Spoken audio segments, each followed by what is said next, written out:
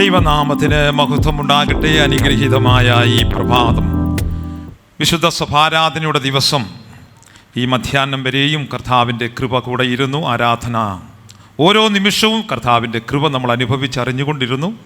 വന്നു ചേർന്നിരിക്കുന്ന എല്ലാ വാത്സല്യ കുടുംബങ്ങൾ, ബഹുമാന്യ പാസ്റ്റേഴ്സ് സദസ്സിലും വേദിയിലുമായിരിക്കുന്നു. ഏവർക്കും യേശു ക്രിസ്തുവിൻ്റെ ധന്യമുള്ള നാമത്തിൽ എൻ്റെ സ്നേഹവും ക്രിസ്തീയ വന്ദനവും അറിയിക്കുന്നു.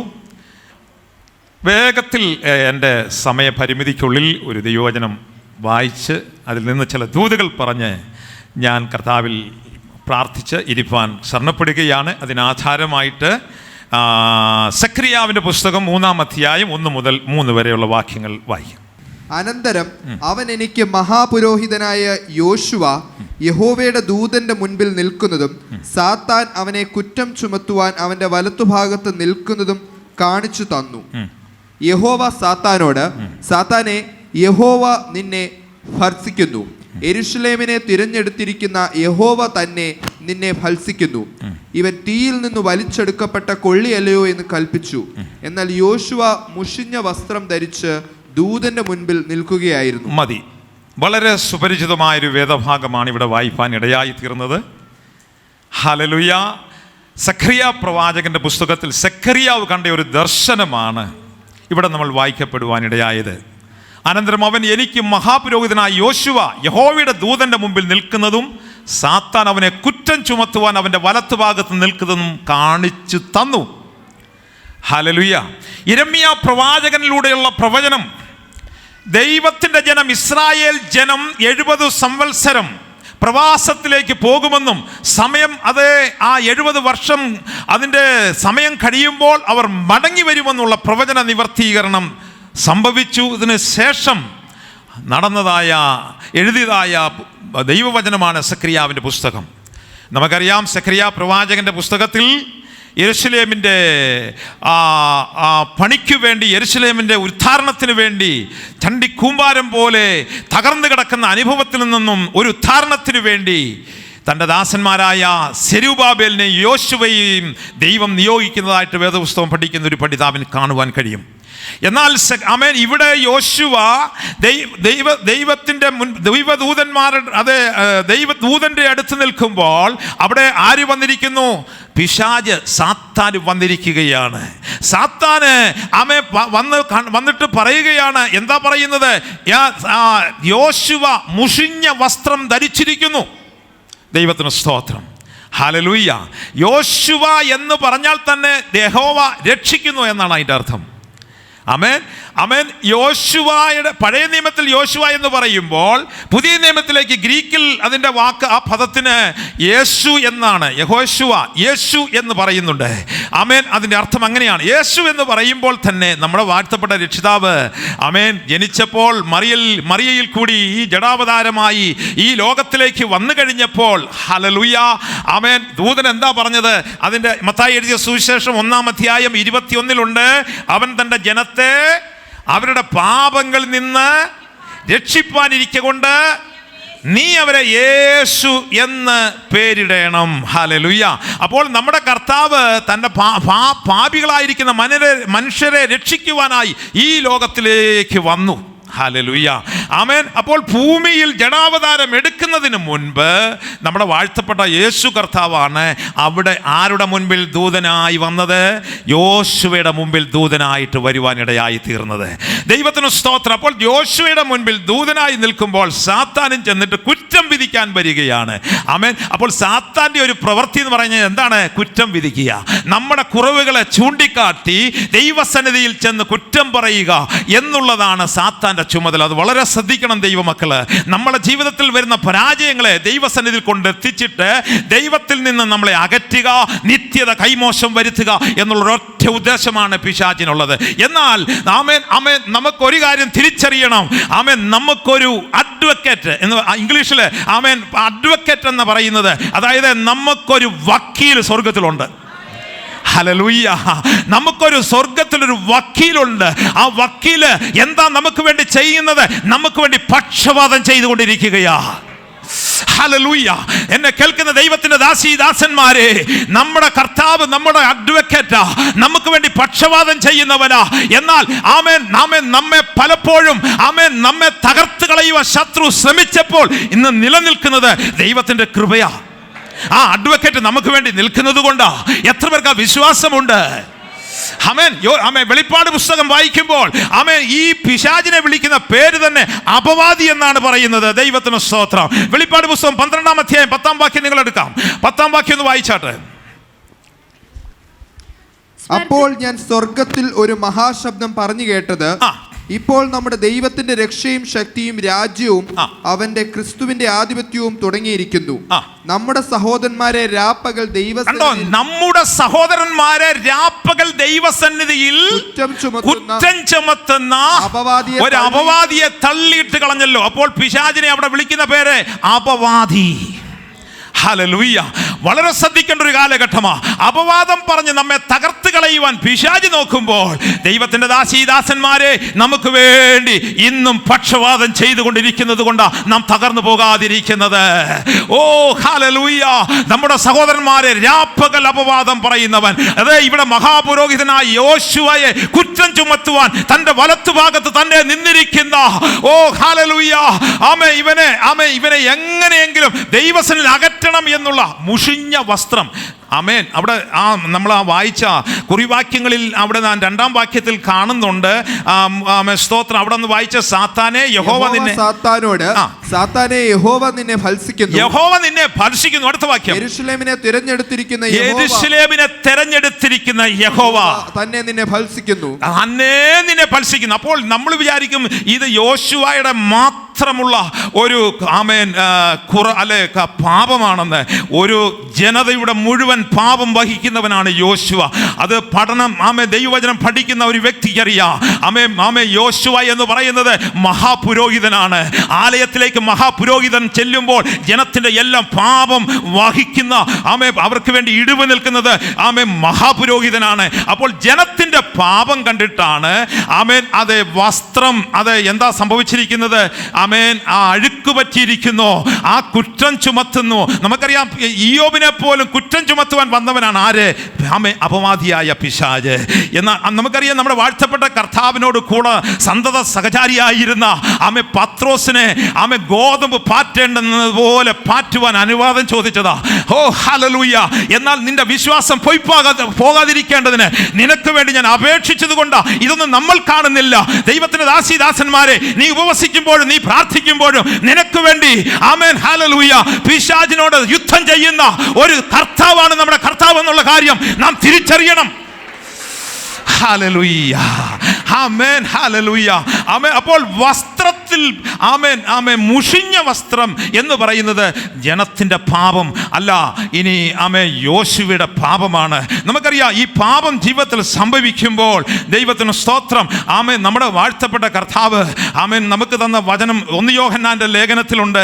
2-ാം അധ്യായം 1-ാം വാക്യം വായിച്ച്. 1 യോഹന്നാന്റെ ലേഖനം 2:1. എന്റെ കുഞ്ഞുങ്ങളെ, നിങ്ങൾ പാപം ചെയ്യാതിരിക്കുവാൻ ഞാനിത് നിങ്ങൾക്ക് എഴുതുന്നു. എന്റെ കുഞ്ഞുങ്ങളെ, നമുക്കറിയാം ഈ ലോകപ്രകാരം ഒരു വക്കീലിന്റെ അടുത്ത് എന്നും കൊണ്ട് പാപം ചെയ്തുകൊണ്ട് അവന്റെ അടുത്ത് എല്ലാം പറ്റുമോ? അവന് നമ്മൾ പ്രതിഫലം കൊടുക്കുന്നത്. എന്നാൽ സ്വർഗത്തിലെ ദൈവം പ്രതിഫലം ആരുടെയും വാങ്ങുന്നവനല്ല. എന്നും പാപം ചെയ്തുകൊണ്ട് കർത്താവേ എന്നോട് ക്ഷമിക്കണേ എന്ന് പറഞ്ഞു കഴിഞ്ഞാൽ കർത്താവ് ഹല്ലേലൂയ ക്ഷമിക്കട്ടെ, നല്ലതാണ്. എന്നാൽ ദൈവം ഹല്ലേലൂയ നമ്മോട് ക്ഷമിച്ചത് ഏത് നിലയിലൊക്കെയാണെന്ന് നമ്മൾ ചിന്തിക്കണം. ഹല്ലേലൂയ. ആമേൻ സ്തോത്രം. തീയിൽ നിന്ന് വലിച്ചെടുത്ത കൊള്ളി എന്നല്ലേ യോശുവയെ കുറിച്ച് പറഞ്ഞത്?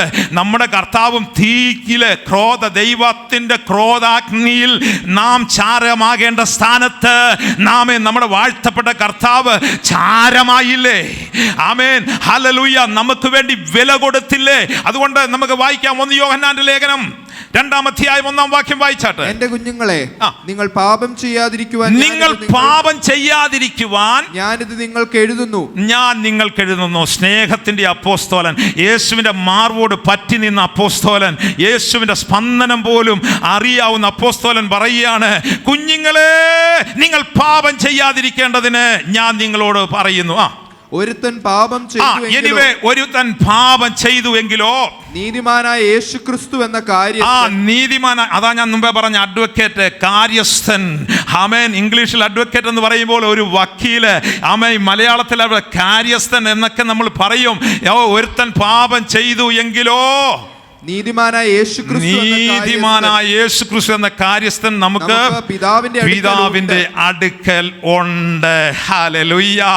ഓ സ്തോത്രം. നീതിമാനായ യേശു എന്ന കാര്യസ്ഥൻ പിതാവിന്റെ അടുക്കൽ ഉണ്ട്. അതുകൊണ്ടാണ് യെശയ്യാ പ്രവാചകന്റെ പുസ്തകം, യേശു ഈ ഭൂമിയിൽ ജഡാവതാരം എടുക്കുന്നതിന് മുമ്പ് 700 വർഷങ്ങൾക്ക് മുൻപ് അവൻ വിളിച്ചു പറഞ്ഞു. 53-ാം അധ്യായം 6-ാം വാക്യത്തിൽ, നാം എല്ലാവരും ആടുകളെ പോലെ തെറ്റിയിരുന്നു, നാം ഓരോരുത്തൻ താൻ്റെ വഴിക്ക് തിരിഞ്ഞിരുന്നു, എന്നാൽ യഹോവ നമ്മുടെ എല്ലാവരുടെയും അകൃത്യം അവന്റെ മേൽ ചുമത്തി. ഹല്ലേലൂയ. ഓ ദൈവഹിതത്തിൽ നിന്നും മാറിപ്പോകുവാനുള്ള മനുഷ്യന്റെ പ്രവണത വലിയ പാപങ്ങളിൽ കൊണ്ടെത്തിക്കുമ്പോൾ, ഹല്ലേലൂയ, നമുക്ക് വേണ്ടി യാഗമായി തീർന്ന, ഓ ദൈവ ക്രോധാഗ്നിയിൽ ചാരമായി തീർന്ന ആ കർത്താവ് നാം ചാരമാകേണ്ട സ്ഥാനത്താണ്. എന്താ ദൈവം ചെയ്തെന്നറിയാമോ? യോശുവയെ കുറിച്ച് പറഞ്ഞത്, അവൻ തീയിൽ നിന്നെടുത്ത വലിച്ചെടുത്ത കൊള്ളിയ. ഓ ഹല്ലേലൂയ. തീയിൽ കിടക്കുന്ന ഒരു കൊള്ളി ആർക്കാ ദയ തോന്നും വലിച്ചു മാറ്റുവാൻ? ഈ ലോകം ഒരു ദയയും തോന്നാതിരുന്നപ്പോഴല്ലേ തീയിൽ ചാരമാകേണ്ട എന്നെയും നിന്നെയും ദൈവം പുറത്തെടുത്തത്? എങ്ങനെയാണെന്നറിയാമോ? ആ കാൽവരി മരണം, ആ കാൽവരി തകർക്കപ്പെട്ടതോടുകൂടി എന്നെ നീ വലിച്ചെടുത്തെങ്കിൽ ആമേ കൊള്ളികളായിരിക്കുന്ന നാം ദൈവത്തിന് വിധേയപ്പെടണം, ദൈവത്തിന് മഹത്വം കരയറ്റണം. Hallelujah, hallelujah, hallelujah. ദൈവത്തിന് വിധേയപ്പെടുന്ന ഒരു മനസ്സുണ്ടാകട്ടെ സഹോദരി, ദൈവത്തിന് വിധേയപ്പെടുന്ന ഒരു മനസ്സുണ്ടാകട്ടെ സഹോദര. കുഞ്ഞെ, ഒരു വിധേയപ്പെടുന്ന ഒരു മനസ്സ്. കാൽവരി രക്തം എത്ര അധികമായി നമ്മെ രക്ഷിച്ചു. Hallelujah, hallelujah, hallelujah. ആ കാൽവരി രക്തത്തെ കുറിച്ച് നമ്മെ വിടുവിച്ച, പാപം നീക്കി ശാപം നീക്കിയ ആ കർത്താവിനെ കുറിച്ച് ഒരു പാട്ട് എൻ്റെ മനസ്സിൽ വരികയാണ്. ഹല്ലേലൂയ. നമുക്ക് ചേർന്നൊന്ന് പാടാം. ഹല്ലേലൂയ. ദൈവത്തിന് സ്തോത്രം, ദൈവത്തിന് സ്തോത്രം. ഗീതം ഗീതം ജയ ജയ ഗീതം പാടുവിൻ സോദരരേ. ചേർന്ന് പാടാം. ഗീതം പാടുവിൻ സോദരരേ. കരങ്ങൾ അടിച്ചു പാടാം. യേശുനാഥൻ ജീവിക്കുന്നതിനാൽ ജയഗീതം നമ്മളെ സുരാജൻ ജയഗീതം പാടി. ഓ പാപം ശാപം സകലവും തീർപ്പാൻ അവതരിച്ചിഹനാരനായി. ശാപം സകലവും തീർപ്പാൻ അവതരിച്ചിഹനാരനായി. ദൈവകോപത്തിൽ വെന്തരിഞ്ഞവരാം രക്ഷകൻ ജീവിക്കുന്നു.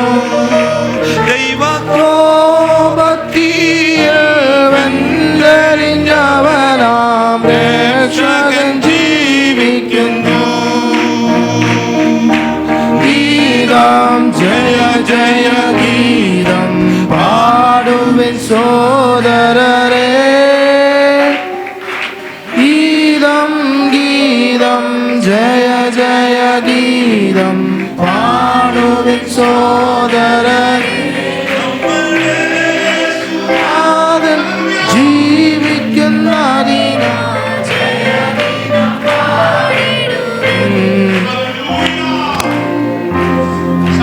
ഹല്ലേലൂയ പറഞ്ഞാട്ടെ. ഹല്ലേലൂയ. പാട്ടുകാരിൽ കൂടെ കേട്ടല്ലോ, പാപം ശാപം സകലവും തീർപ്പാൻ അവതരിച്ചിഹേ നരനായി ദൈവകോപത്തിൽ വെന്തരിഞ്ഞവനാം രക്ഷകൻ ജീവിക്കുന്നു. ഹല്ലേലൂയ. അവിടെ 4-ാം വാക്യത്തിൽ കാണുന്നു, അവൻ തൻ്റെ മുമ്പിൽ നിൽക്കുന്നവരോട്, അതിനു മുൻപ് 2-ാം വാക്യത്തിൽ, യെരൂശലേമിനെ തിരഞ്ഞെടുത്തിരിക്കുന്ന യഹോവ തന്നെ നിന്നെ ഭത്സിക്കുന്നു, ഇവൻ തീയിൽ നിന്ന് വലിച്ചെടുക്കപ്പെട്ട കൊള്ളിയല്ലോ എന്ന് പറഞ്ഞു. ദൈവത്തിന്റെ ദാസീദാസന്മാരെ, നരകത്തിന്റെ തീയിൽ ചാരമായി തീരേണ്ട നമ്മെ ആർക്കും ഒരു ദയ തോന്നാതിരുന്നപ്പോൾ വലിച്ചെടുത്ത കൊള്ളി പോലെ നമ്മെ നിർത്തിയ ദൈവത്തിന്റെ സ്നേഹം ഞാൻ പറയട്ടെ സഹോദരങ്ങളെ, ഹല്ലേലൂയ. ക്രിസ്തുവിനെ കൂടാതെയുള്ള ഏതൊരു വ്യക്തിയും തീക്കായി ക്യൂ നിൽക്കുകയാ. അത് തിരിച്ചറിയണം. ക്രിസ്തുവിനെ കൂടാതെയുള്ള എല്ലാ വ്യക്തി ജീവിതങ്ങളും, ആണാകട്ടെ പെണ്ണാകട്ടെ, ആമേൻ, അതേ തീയിൽക്കായി ക്യൂവിൽ നിൽക്കുകയാണ്. ആമേൻ. യേശു നമ്മുടെ കർത്താവ് നമ്മളെ തീയിൽ നിന്ന് വലിച്ചെടുത്തത്. ക്രിസ്തുവിന്റെ അടുക്കലേക്ക് വരുന്ന ഏതൊരു പാപിയെയും കുറിച്ച് ഇത് പറയാവുന്നതാണ്. ആമേൻ, ഹല്ലേലൂയ. ആമേൻ. ക്രിസ്തു നമ്മെ തീയിൽ നിന്ന് വലിച്ചെടുത്തു. ഹല്ലേലൂയ. ദൈവത്തിന് സ്തോത്രം, ദൈവത്തിന് സ്തോത്രം. അപ്പോൾ നശിച്ചുകൊണ്ടിരിക്കുന്ന ഈ അവസ്ഥയിൽ നിന്ന് രക്ഷിക്കുവാൻ യേശുവിന് മാത്രമേ കഴിയും സഹോദരങ്ങളെ. രക്ഷിക്കുവാൻ ദൈവക്രോധാഗ്നിയിലേക്ക് ഇറങ്ങി വന്ന ആമേൻ ആ യേശു, നാം കത്തിച്ചാമ്പലാകേണ്ട സ്ഥാനത്ത് യേശു നമ്മെ വിടുവിച്ചു. ഹല്ലേലൂയ. ആമേൻ. നമ്മളെ വലിച്ചെടുത്ത് കൊള്ളിയെ പോലെ ഇന്നും രക്ഷിക്കപ്പെട്ട് നമ്മൾ ആമേൻ രക്ഷിക്കപ്പെട്ട് കർത്താവിൻ്റെ സന്നിധിയിൽ നിൽക്കുവാൻ നമുക്ക് കൃപ നൽകിയിരിക്കുക. അതാണ് ആ പാട്ടുകാരിൽ കൂടെ നമ്മൾ കേട്ടത്. ആമേൻ, സ്തോത്രം. നമ്മെ ആ 3-ാം വാക്യം ഒന്നുകൂടെ വായിക്കാം. എന്നാൽ യോശുവ മുഷിഞ്ഞ വസ്ത്രം ധരിച്ചു ദൂതന്റെ മുൻപിൽ നിൽക്കുക. 2-ാം വാക്യം വായിക്കാം. യഹോവ സാത്താനോട്, സാത്താനെ, യഹോവ നിന്നെ കണ്ടോ, കർത്താവ് പറഞ്ഞത് കണ്ടോ, സാത്താനെ യഹോവ നിന്നെ എന്ത് ചെയ്യുന്നു? ഭത്സിക്കുന്നു. അടുത്തത്, യെരൂശലേമിനെ തിരഞ്ഞെടുത്തിരിക്കുന്ന യഹോവ തന്നെ നിന്നെ ഭത്സിക്കുന്നു. ഹല്ലേലൂയ. അടുത്ത വാക്യം. ഇവൻ തീയിൽ നിന്ന് വലിച്ചെടുക്കപ്പെട്ട കൊള്ളിയല്ലോ. ഹല്ലേലൂയ. ആമേൻ. നമുക്കറിയാം, ആമേൻ, ആമേൻ, കത്തിച്ചാമ്പലാകേണ്ട ജീവിതത്തെ, ആമേൻ, നമ്മൾ അത് ആലങ്കാരിക ഭാഷയിലൊക്കെ പറയുമ്പോഴും ജീവിതത്തിൽ കത്തിക്കൊണ്ടിരിക്കുന്ന ആമേൻ ചില ജീവിതങ്ങൾ ഇന്നും നിലവിൽ എത്രയോ എണ്ണം ചാരമായി നഷ്ടപ്പെട്ടുകൊണ്ടിരിക്കുന്നു. ലോകത്തൊരു മനുഷ്യനും ദയ തോന്നാതിരിക്കും. ആമേൻ. നമുക്കറിയാം, ആമേൻ, കാലഘട്ടത്തിൽ അനേകരെ ആമേൻ തീയിൽ നിന്ന് വലിച്ചെടുക്കുവാൻ കഴിയാതെ അവർ കിടന്ന ചാമ്പലായിക്കൊണ്ടിരിക്കുന്ന ഒരു അനുഭവമാണ്. നമുക്കറിയാം, ഈ തീയുടെ അനുഭവത്തിലൂടെ പോകുന്നവരോട് കരുണ തോന്നുന്നവർ എത്ര പേരുണ്ട്. ദൈവത്തിന് സ്തോത്രം. അങ്ങനെ ഒരു ആത്മദാഹമൊക്കെ എത്ര പേർക്കുണ്ട്. ആമേൻ. നമുക്ക് ദൈവമക്കളെ ആത്മദാഹം ഉണ്ടാകണം. തീയിൽ കരിഞ്ഞു പോകുന്നവരെ ചിലവരെ വിടുവിക്കണം. അതിനാ ദൈവം നമ്മെ ആക്കിയിരിക്കുന്നത്. നമുക്കറിയാം, കഷ്ടതയുടെ തീച്ചൂള, ആമേൻ, ഹല്ലേലൂയ, അതെല്ലാം അനുഭവിച്ചുകൊണ്ട് അനേകര് ഇന്ന് ആമേൻ, ആമേൻ, എരിഞ്ഞ് ഒതുങ്ങിപ്പോകുകയാ. എന്നാൽ വിടുവിക്കപ്പെട്ട നാം എന്ത് ചെയ്യണമെന്നറിയാം? അങ്ങനെയുള്ളവരെ നേടുവാൻ ഒരു ആർദ്ര ഹൃദയം നമുക്കുണ്ടാകണം. എത്ര പേർക്ക് അത് മനസ്സിലായെന്ന് എനിക്ക് അറിഞ്ഞുകൂടാ. ദൈവത്തിന് സ്തോത്രം. ഹല്ലേലൂയ. ആർക്കാ സഹതാപം തോന്നും? ആർക്കാ മനസ്സലിവ് തോന്നും? അങ്ങനെ ഒരു മനസ്സലിവ് നമുക്കുണ്ടായി കഴിയുമ്പോഴാണ് നമുക്ക് ആത്മാക്കളെക്കുറിച്ചുള്ളൊരു ദാഹമുണ്ടാകുവാനിടയായി തീരുന്നത്. നമുക്കറിയാം, നമ്മുടെ പ്രിയപ്പെട്ടവരെ, മാതാപിതാക്കളെയൊക്കെ ഹല്ലേലൂയ അവരായ കാലത്ത് നമ്മുടെ തലമുറകളെയൊക്കെ നന്നായി വളർത്തും. എന്നാൽ അവര് ഈ കത്തി അങ്ങനെ ആമേൻ ശാരീരികമായ ക്ഷീണങ്ങളൊക്കെ വരുമ്പോൾ ചില തലമുറകളൊക്കെ തള്ളിക്കളയുക. ഇതുപോലെയാണ് ഹല്ലേലൂയ തീയുടെ അനുഭവമാണ് ഞാൻ പറഞ്ഞത്. തീ ആവശ്യമുള്ളപ്പോൾ തീ കത്തിക്കഴിഞ്ഞാൽ തള്ളിക്കളയുക, ചാരം എടുത്ത് കളയുകയാ. ഈ നിലയിൽ അനേക ജീവിതങ്ങൾ ആമേൻ ഹല്ലേലൂയ നെടുവീർപ്പിലും കണ്ണുനീരിലുമായി തീരുമ്പോൾ സ്വർഗത്തിലെ ദൈവം നമ്മെ തെരഞ്ഞു വന്നില്ലേ? നമ്മെ അവൻ തെരഞ്ഞെടുത്തില്ലേ? തീയിൽ നിന്ന് വലിച്ചെടുത്തില്ലേ? ഹല്ലേലൂയ.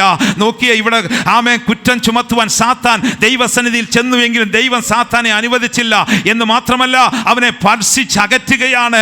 പ്രിയരെ, നമ്മുടെ ദൈവം അതേ മനസ്സലിവോട് നമ്മോട് കരുണ തോന്നുന്നവനാ. അതുകൊണ്ടാണ് പിശാചിനെ ഭർഷിക്കുവാൻ ഇടയായി തീർന്നത്. ആമേൻ.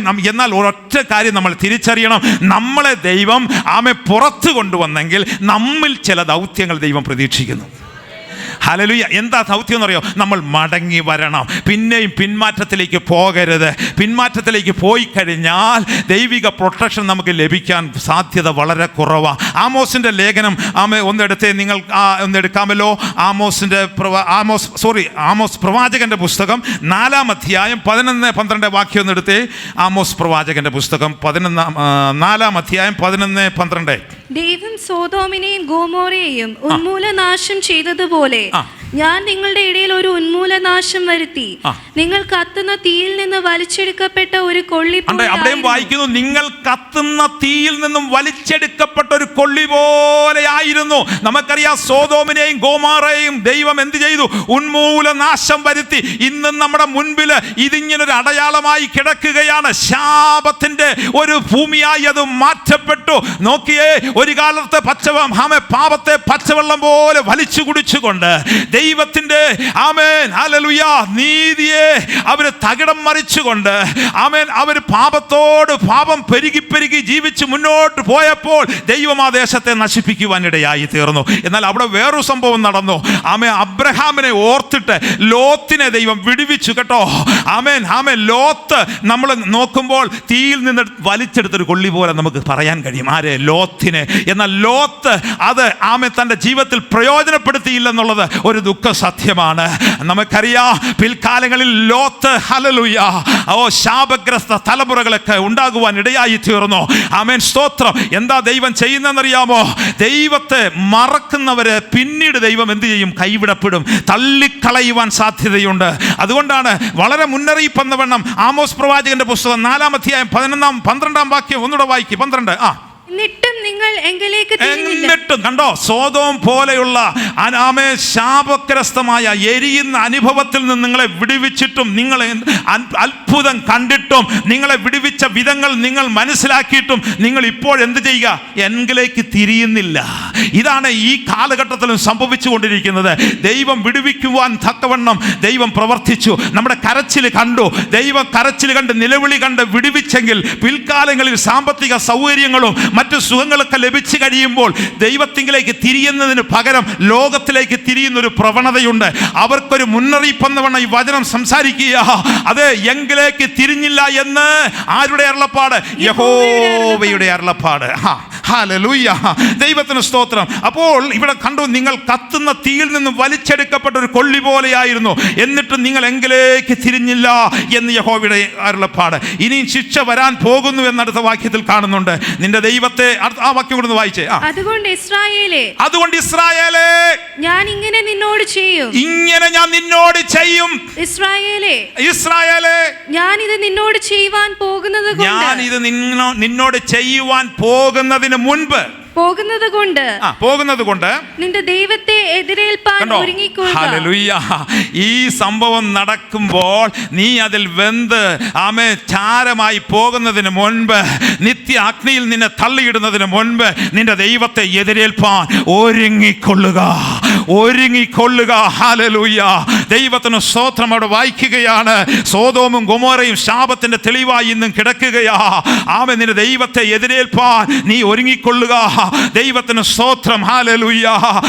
തീയിൽ നിന്നും വലിച്ചെടുക്കപ്പെട്ട കൊള്ളി പോലെ രക്ഷപ്പെട്ട ഒരു ശേഷിപ്പ്, ഒരു മൈനോറിറ്റിയെ ദൈവം പിന്നെയും സംസാരിക്കുക. നീ എങ്കിലേക്ക് തിരിഞ്ഞോണം. നിന്റെ യാത്രയിൽ സാഹചര്യങ്ങൾ പലപ്പോഴും നിന്നെ പ്രലോഭനങ്ങളിലാൽ കുടുക്കിക്കൊണ്ട് ദൈവത്തിൽ നിന്ന് അകറ്റിക്കളയുവാൻ പിശാച് നിന്റെ പുറകെയുണ്ട്. ആത്മരൂപിയായ പിശാചിനെ നിന്റെ കണ്ണുകൊണ്ട് നിനക്ക് കാണാൻ കഴിഞ്ഞില്ലെങ്കിലും സെഖറിയാവേ ദർശനത്തിലൂടെ നിന്നെ കാണിച്ചിട്ടുണ്ട്. യോശുവയുടെ ദൈവദൂതന്റെ മുൻപിൽ നിൽക്കുമ്പോഴും ഒരു പിശാച് കുറ്റം പറയുവാൻ ഹല്ലേലൂയ അവൻ നിൽക്കുമ്പോൾ ദൈവം പൽസിക്കണമോ? നീ ദൈവസന്നിധിയിൽ നിവരെ നിൽക്കണം. നീ എങ്കിലേക്ക് പറ്റി നിൽക്കണം. എങ്കിലേക്ക് നീ തിരിയണം. ഹല്ലേലൂയ. എന്ത് ചെയ്യണം? വിടുവിച്ചവനോട് നന്ദിയുള്ളവനായിട്ട് വിധേയപ്പെടുന്ന ഒരു മനസ്സുണ്ടാകണം. ഹല്ലേലൂയ. വിധേയപ്പെടണം, മനസ്സുണ്ടാകണം, നന്ദിയുള്ള ഒരു മനസ്സ് നമുക്കുണ്ടാകണം. ഹല്ലേലൂയ. നമുക്കറിയാം മത്തായി എഴുതിയ സുവിശേഷത്തിലെ 12-ാം അധ്യായത്തിലേക്ക് കടന്നു വരുമ്പോൾ 43 മുതലുള്ള ചില വാക്യങ്ങൾ ഒന്ന് വായിച്ചേ. 43. അശുദ്ധാത്മാവ് ഒരു മനുഷ്യനെ വിട്ട് പുറപ്പെട്ട ശേഷം പുറപ്പെട്ടു. നിങ്ങൾ ഇതെല്ലാം വായിച്ചിട്ടുണ്ട്. ഇതിനെക്കുറിച്ച് നമുക്ക് വിവസ്തരം പറയേണ്ട കാര്യമില്ല. എങ്കിലും ഞാൻ പറഞ്ഞു വിടാം. ദൈവസന്നിധിയിൽ ഒരുപക്ഷെ പ്രാർത്ഥിച്ച്, ദൈവസന്നിധി കരഞ്ഞ് നിലവിളിച്ചപ്പോൾ അവനിൽ നിന്ന് അശുദ്ധാത്മാവ് വിട്ടുപോയി. എന്നാൽ പുറപ്പെട്ട ശേഷം നീരില്ലാത്ത സ്ഥലങ്ങളിൽ കൂടി, ഇത് വിട്ടുപോയാൽ പിന്നെ വേറെ എവിടെയെങ്കിലും ഇത് തണുപ്പുള്ള സ്ഥലത്ത് കയറണം. അത് ഏതെങ്കിലും മനുഷ്യ ശരീരമോ എന്തുവാകട്ടെ കയറുവാൻ ഇങ്ങനെ നടക്കുകയാണ്. തണുപ്പ് അന്വേഷിച്ചുകൊണ്ട് സഞ്ചരിക്കുന്നു, കണ്ടെത്തിയില്ല കേട്ടോ. അടുത്തത്, ഞാൻ പുറപ്പെട്ടു പുറപ്പെട്ടു പോന്ന എൻ്റെ വീട്ടിലേക്ക് കണ്ടോ, എവിടെ നിന്ന് ഞാൻ പുറപ്പെട്ടു പോന്നു അവിടേക്ക് ഒന്നുകൂടെ പോയി നോക്കാം, ഇവൻ വിശുദ്ധിയിൽ നിൽക്കുകയാണോ കൃപയിൽ നിൽക്കുകയാണോ എന്ന് എനിക്ക് ഒന്ന് അറിയണം എന്ന് വിചാരിച്ച് പിശാച് തന്ത്രശാലിയല്ലേ, അവൻ്റെ കെണി ഭയങ്കര കെണിയാണ് കേട്ടോ. അവൻ വന്ന് നോക്കിയപ്പോൾ കയറത്തക്കവണ്ണം വായിച്ചാട്ടെ. ഞാൻ പുറപ്പെട്ടു പോകുന്ന എൻ്റെ വീട്ടിലേക്ക് മടങ്ങി ചെല്ലുമെന്ന് അവൻ പറയുന്നു. ഉടനെ വന്ന് അത് ഒഴിഞ്ഞതും അടിച്ചുവാരി കയറാൻ പണ്ട് നേരത്തെ കയറുന്നതിനെക്കാട്ടിലും വളരെ സുഗമമായിട്ട് ഇപ്പൊ കയറാം. വളരെ വിശാലമാക്കി വഴി വെട്ടി തെളിച്ചു വെച്ചിരിക്കുക എന്ന് പറഞ്ഞാൽ മനസ്സിലായവർക്കാണ് ഞാൻ ദൈവത്തെ സ്തുതിക്കുന്നത്. ഹല്ലേലൂയ. കയറുവാൻ തക്കവണ്ണം ഇവൻ നോക്കിയപ്പോൾ ഇവന്റെ ശരീരത്തിൽ വീണ്ടും കയറുവാൻ കഴിയും. കാര്യം ഇവൻ ദൈവത്തിന്റെ പ്രൊട്ടക്ഷൻ ഇല്ല, ദൈവത്തിന്റെ തീമതിലില്ല. ഇയ്യോബിന് ചുറ്റും വേലി കെട്ടി സൂക്ഷിച്ചതുകൊണ്ട് അവൻ ഭക്തനായിരുന്നെന്ന് പിശാച് പോലും സാക്ഷ്യം പറഞ്ഞു. അവനെ തൊടണമെങ്കിൽ ദൈവം അനുവദിക്കണം. ഞാൻ പറയട്ടെ, ദൈവകൃപയിൽ നിലനിൽക്കുന്നവൻ ദൈവകൃപ വിട്ടുകഴിഞ്ഞാൽ ദൈവം കൈവിടും. ദൈവിക പ്രൊട്ടക്ഷൻ നിലനിൽക്കുകയില്ല. ഇവിടെ ഇതാ അവൻ എന്താ ചെയ്തെന്നറിയാമോ? അടുത്ത വാക്യം, അത് ഒഴിഞ്ഞതും അടിച്ചുവാരി അലങ്കരിച്ചതുമായി കാണുന്നു. പിന്നെ അവൻ പുറപ്പെട്ട് എന്താ ചെയ്തെന്നറിയാമോ? ഭയങ്കര കൂട്ടു സഹോദര സ്നേഹമുള്ളവനാ കേട്ടോ. വായിക്കാം. തന്നിലും ദുഷ്ടതയേറിയ വേറെ 7 ആത്മാക്കളുമായിട്ടാണ് വരുന്നത്. അപാരമാ കേട്ടോ. പരിതാപകരമായ അനുഭവത്തിലേക്ക് പോയി വളരെ മുന്നറിയിപ്പെന്നവണ്ണം ദൈവത്തിന്റെ ആത്മാവ് നമ്മോട് സംസാരിക്കുക. മനുഷ്യന്റെ പിന്നത്തെ സ്ഥിതി മുമ്പിലത്തേതിലും വല്ലാതെയാകുമെന്ന് അവിടെ വായിക്കുന്നുണ്ട്. ഈ ദുഷ്ട തലമുറയ്ക്ക് എങ്ങനെ ഭവിക്കുമെന്നും അടുത്ത വാക്യത്തിൽ വായിക്കുന്നുണ്ട്. ദൈവത്തിന് സ്തോത്രം. ആത്മാക്കളെ 7 ദുഷ്ടതയേറിയ ആത്മാക്കളെ കൂട്ടിക്കൊണ്ടുവരുന്നു. Oh Jesus, hallelujah. ദൈവത്തിന് സ്തോത്രം. അതേ ആമേ, പഴയ സ്ഥലത്ത് ചെന്നപ്പോൾ കയറുവാൻ തക്കവണ്ണം അടിച്ചുവാരി കിടക്കുകയാണ്. ദൈവത്തിന്റെ തീ എന്നുള്ള മതിൽ അവിടെ നഷ്ടപ്പെട്ട് കിടക്കുകയാണ്. ഓ ഹല്ലേലൂയ. ഇതാണ് ആമേൻ പിന്മാറ്റക്കാരനും പാപത്തെ പച്ചവെള്ളം പോലെ കുടിച്ചുകൊണ്ട് ദൈവത്തെ മറന്ന് ജീവിക്കുന്നവരുടെ അനുഭവം എന്നുള്ളത് നാം മറന്നു പോകരുത്. രണ്ടാമതായി സഹോദരങ്ങളെ, തീയിൽ നിന്നും വലിച്ചെടുക്കപ്പെട്ട കൊള്ളികൾക്ക് ദൈവം എന്ത് ചെയ്യുന്നു? ചില ദൗത്യങ്ങൾ പരമേൽപ്പിച്ചിരിക്കുന്നു. അതുകൂടെ ഞാൻ പറഞ്ഞിട്ട് ഞാൻ ഇരിപ്പാൻ ആഗ്രഹിക്കുകയാണ്. തീയിൽ നിന്ന് വലിച്ചെടുക്കപ്പെട്ട കൊള്ളികൾക്ക് ചില ദൗത്യങ്ങൾ ദൈവം തന്നിട്ടുണ്ട്. ഒന്നാമത് നമ്മൾ തിരിച്ചറിയണം, അന്ധകാരത്തിൽ നിന്നും നമ്മളെ എങ്ങോട്ടാണ് കൊണ്ടുവന്ന്? അത്ഭുത പ്രകാശത്തിലേക്ക് കൊണ്ടുവന്നിരിക്കുക. അതുകൊണ്ട് നമ്മൾ എന്താ ചെയ്യേണ്ടത്? മഹാരാജാവിൻ്റെ സൽഗുണങ്ങളെ ഘോഷിപ്പാൻ നമ്മൾ തിരഞ്ഞെടുക്കപ്പെട്ടവരാ. ഹല്ലേലൂയ. അന്ധകാരത്തിൽ നിന്നും തപ്പിത്തടഞ്ഞ് നടന്ന ഒരു അനുഭവം നമ്മുടെ പിന്നാമ്പുറം ഉണ്ട്.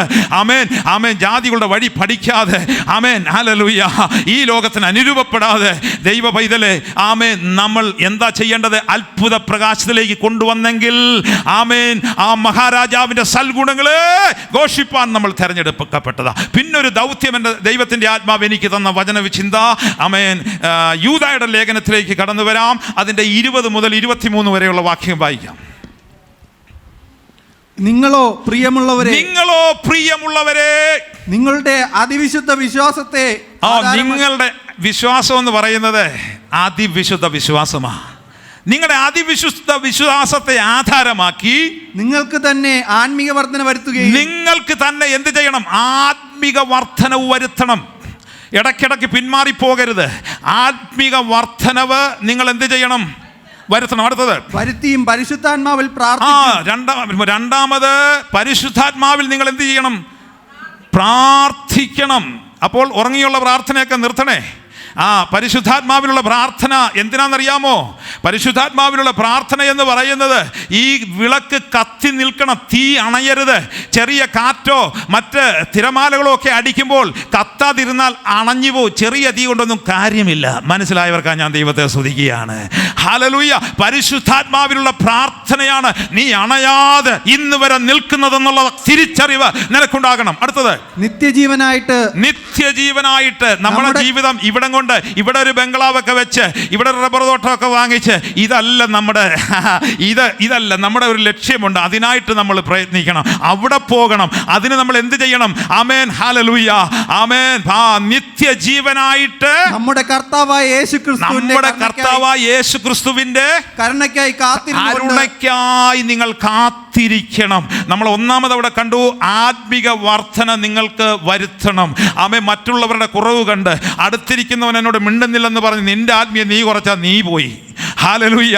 നിന്റെ അടുത്തിരിക്കുന്നവൻ്റെ അവൻ എപ്പോഴെങ്കിലും പ്രാർത്ഥിച്ച് ദൈവത്തോട് ക്ഷമ ചോദിച്ച് ചിലപ്പോൾ ആത്മീക വർധനവും വരുത്തി കാണും. പക്ഷെ നീ കുറഞ്ഞു പോയ നീതമല്ല നമ്മുടെ പ്ലാനൊക്കെ.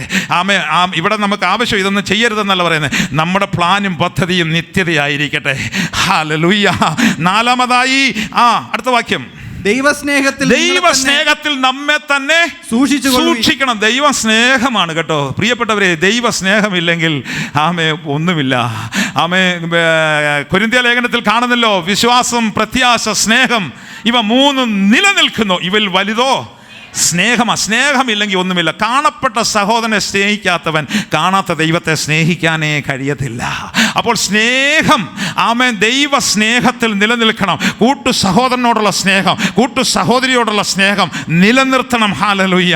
അങ്ങനെയെങ്കിൽ മാത്രമേ നമ്മുടെ ആത്മീയത നിലനിർത്തുവാൻ കഴിയുകയുള്ളൂ. സ്തോത്രം. നമ്മെ തന്നെ ആ നിലയിൽ എന്ത് ചെയ്യണമെന്ന് അവർ പറഞ്ഞിരിക്കുന്നത്? സൂക്ഷിക്കണം. അടുത്ത വാക്യം, സംശയിക്കുന്നവരായ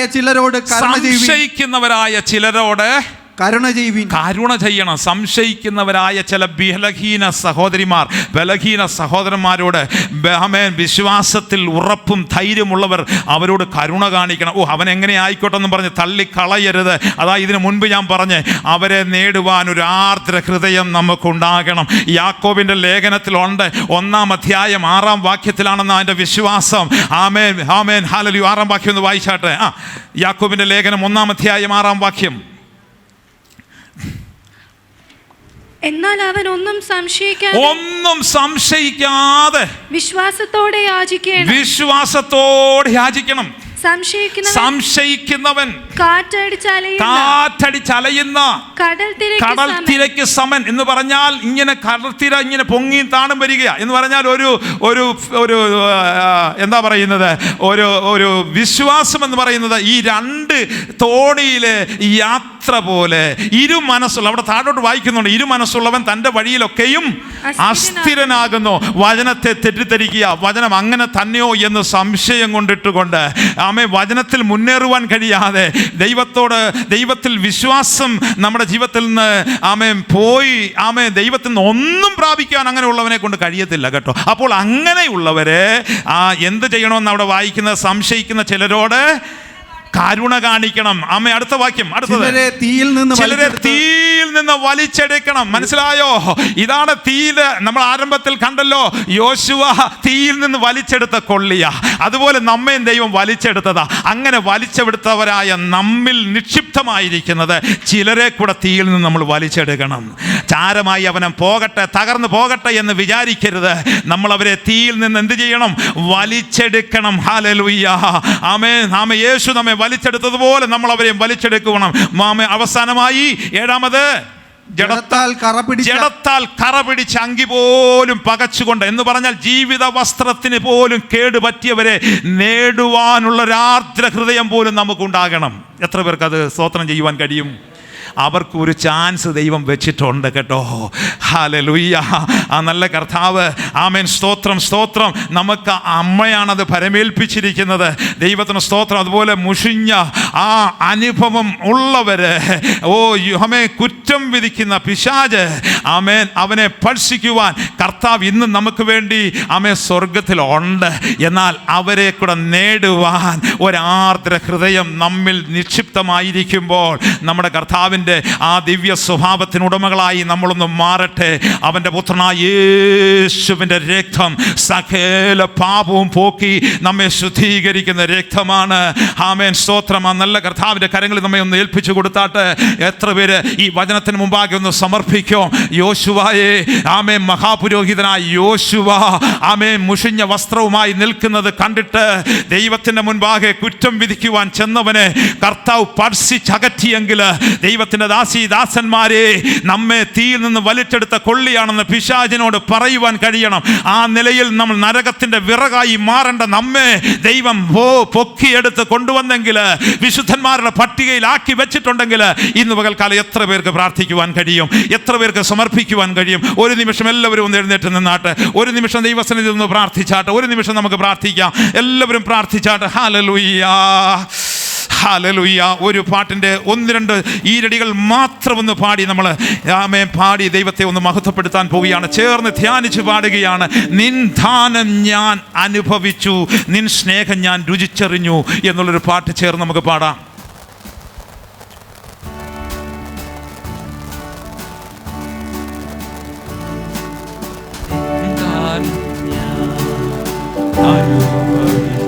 ചേർന്ന് പാടിക്കാട്ടെ. ആ കരങ്ങൾ ഉയർത്തി സമർപ്പണത്തോടൊന്ന് പാടിയേ. യേശുവിന്റെ സ്നേഹം രുചിച്ചറിഞ്ഞ ദൈവമക്കൾ പാടുവാൻ കഴിയും. നിൻ സ്നേഹം ഞാൻ രുചിച്ചറിഞ്ഞു, യേശുവേ എൻ ദൈവമേ, നീ എന്നും മതിയായവൻ. യേശുവേ എൻ ദൈവമേ, നീ എന്നും മതിയായവൻ. നിൻ ദാനം ഞാൻ അനുഭവിച്ചു, നിൻ സ്നേഹം ഞാൻ രുചിച്ചറിഞ്ഞു, നിൻ ദാനം ഞാൻ അനുഭവിച്ചു, നിൻ സ്നേഹം ഞാൻ